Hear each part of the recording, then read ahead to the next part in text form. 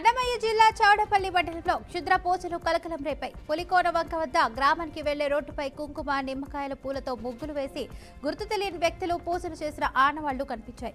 ఘటనతో గ్రామస్తులంతా భయాందోళనకు గురై ఇళ్లకే పరిమితమయ్యారు. 2 నెలల క్రితం ఇదే మండలంలోని కాకులి గ్రామ పాఠశాల సమీపంలో కూడా ఇలాంటి ఘటన చోటు చేసుకుంది. వరుస ఘటనలతో ప్రజల్లో ఆందోళన నెలకొంది.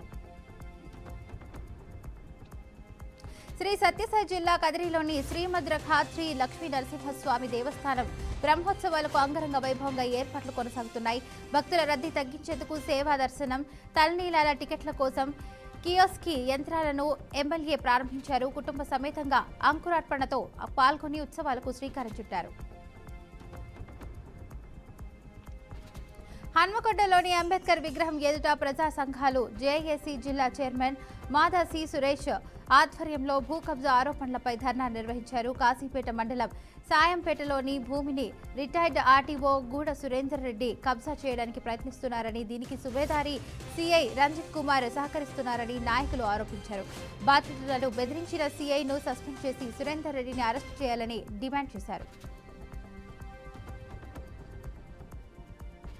కాకినాడ జిల్లా పిఠాపురంలోని రాజావారి కోట రైతు బజార్ను తక్షణమే ప్రారంభించాలని అఖిలపక్షం డిమాండ్ చేసింది. 35 లక్షలతో నిర్మించి 2015లో ప్రారంభించిన బజార్ కోర్టు వివాదాలతో 13 ఏళ్లుగా మూతపడినట్లు తెలిపారు. ప్రస్తుతం అక్కడ ఆక్రమాలు జరుగుతున్నాయని, రైతులైతే నష్టపోతున్నారని ఆవేదన వ్యక్తం చేస్తున్నారు. చర్యలు తీసుకోకపోతే నిరాహార దీక్ష చేపడతామని హెచ్చరించారు. కర్నూలు జిల్లా ఆథోనిలో ఆంధ్రప్రదేశ్ వ్యవసాయ కార్మిక సంఘం ఆధ్వర్యంలో 9/17 అసైన్డ్ చట్ట సవరణకు వ్యతిరేకంగా నిరసన చేపట్టారు. పేదల భూములను కార్పొరేట్లకు అప్పగించేందుకు చట్టాన్ని సవరించడాన్ని ఉపసంహరించుకోవాలని నాయకులు డిమాండ్ చేస్తున్నారు. పాత బస్టాండ్ వద్ద చట్ట సవరణ బిల్లుల పత్రాలను దగ్ధం చేసి ఆగ్రహం వ్యక్తం చేస్తున్నారు. అసైన్డ్ భూములను రక్షించి యథావిధిగా చట్టాన్ని అమలు చేయాలని ప్రభుత్వాన్ని కోరారు. కడప జిల్లా ప్రొద్దుటూరు పరిధిలోని కొత్తపల్లి పంచాయతీలో రోడ్డు విస్తరణ పనుల్లో భాగంగా అక్రమ కట్టడాలను తొలగించారు. ఎమ్మెల్యే నంద్యాల వరదరాజుల రెడ్డి ఆదేశాల మేరకు సర్పంచ్ కొనిరెడ్డి శివచంద్రారెడ్డి పర్యవేక్షణలో అయితే ఈ చర్యలు చేపట్టారు. ప్రజలు స్వచ్ఛందంగా ముందుకు వచ్చి అభివృద్ధికి సహకరించడం విశేషంగా మారింది. అమరావతిలో మంత్రి టీజీ భరత్ వచ్చే 5 ఏళ్లలో 30 లక్షల ఉద్యోగాలు సృష్టించడమే లక్ష్యమన్నారు. ఇప్పటి వరకు దాదాపు 20 లక్షల కోట్ల పెట్టుబడులకు క్లియరెన్స్ లభించిందన్నారు. ఫోర్బ్స్ డేటా ప్రకారం అయితే దేశంలోకి వచ్చిన పెట్టుబడుల్లో 25.3% ఆంధ్రప్రదేశ్కి వచ్చాయని తెలిపారు.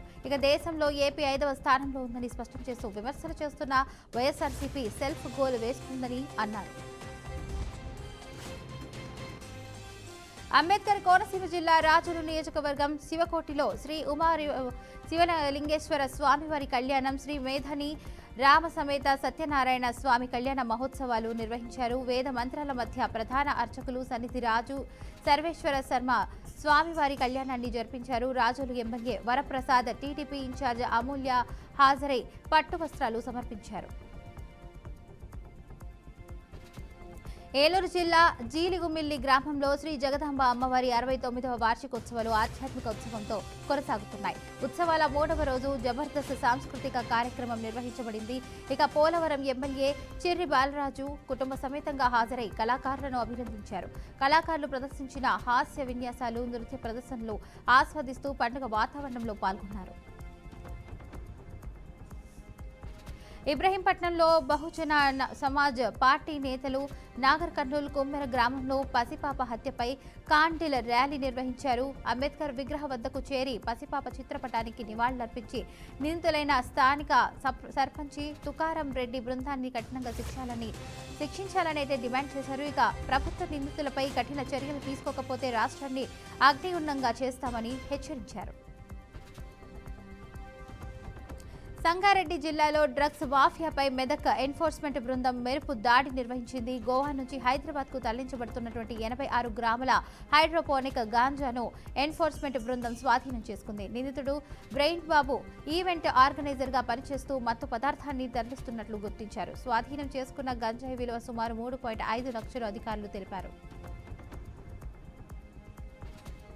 సిద్దిపేట జిల్లా చేర్యాల మున్సిపాలిటీలో కౌన్సిలర్ల పదవి స్వీకరణ కార్యక్రమం నిర్వహించారు. ఈ కార్యక్రమంలో జనగామ ఎమ్మెల్యే రాజేశ్వర్ రెడ్డి, చేర్యాల మున్సిపాలిటీలో నూతనంగా ఎన్నికైన చైర్మన్, వైస్ చైర్మన్ పాల్గొన్నారు. రోడ్లు, డ్రైనేజ్, విద్యుత్, ఆరోగ్య సదుపాయాలపై ప్రాధాన్యత ఇవ్వాలని సూచిస్తూ బస్తీ దవాఖానా త్వరలో ప్రారంభమవుతుందని ఎమ్మెల్యే హామీ ఇచ్చారు. కొత్త మున్సిపల్ ఆఫీసు, కమర్షియల్ కాంప్లెక్స్ ద్వారా వాణిజ్య సముదాయాన్ని అభివృద్ధి చేసే పట్టణాన్ని తీర్చిదిద్దనున్నట్లు ప్రకటించారు. మార్కాపురం జిల్లా గిద్దలూరు మున్సిపాలిటీ పరిధిలో మార్చి నెల అయితే ఎన్టీఆర్ భరోసా పెన్షన్ల పంపిణీ కార్యక్రమం ప్రారంభమైంది. వార్డు స్వర్ణ సిబ్బంది అయితే లబ్ధిదారుల ఇళ్ల వద్దకు చేరుకుని పెన్షన్ నగదు అందజేస్తున్నారు.